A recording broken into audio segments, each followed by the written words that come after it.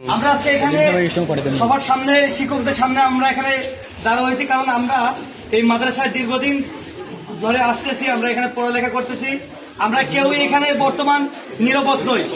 আমরা যারা এখানে এসে পড়াশোনা করতেছি, আমরা কোন স্টুডেন্ট বর্তমান আমরা এখানে নিরাপদ নই, ঠিক আছে? তাই আমরা আমাদের সম্মানিত অধ্যক্ষের কাছে আমাদের বিনীত নিবেদন যে আমরা ঠিক মতো আমরা মাদ্রাসায় আসতে পারতেছি না।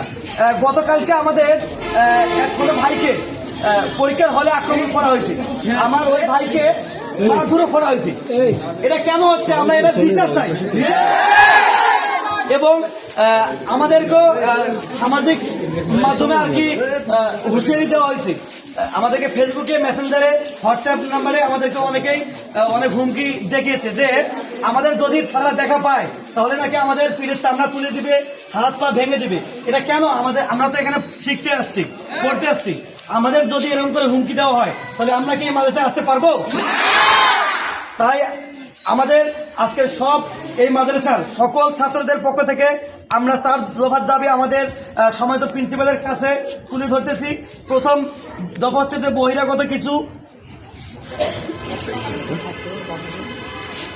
কিছু বখাটে সন্ত্রাসী ছেলে মাদ্রাসার ছাত্রছাত্রীদের প্রতি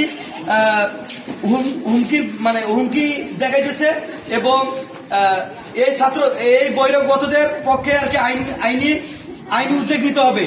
বহিরাগতদের 2 নম্বর দফা হচ্ছে যে বহিরাগতদের হাত থেকে মাদ্রাসার শিক্ষার্থীদেরকে নিরাপত্তা নিশ্চিত করতে হবে। 3য় দফা হচ্ছে যে শিক্ষার্থীদের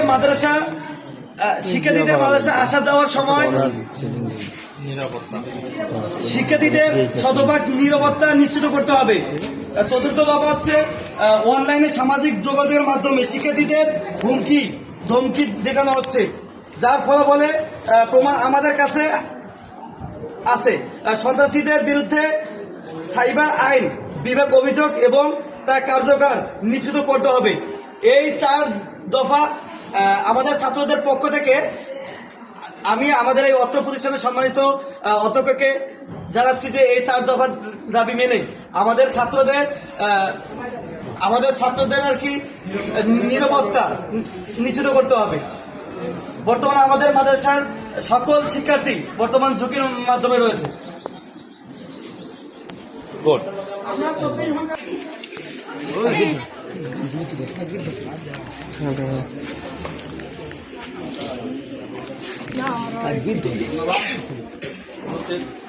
ছাত্র ভাই-বোনদেরকে আসসালামু আলাইকুম। এই মুহূর্তে আমি একটা অনাকাঙ্ক্ষিত ঘটনার কথা শুনলাম, যেটা আমার অবগত ছিল না।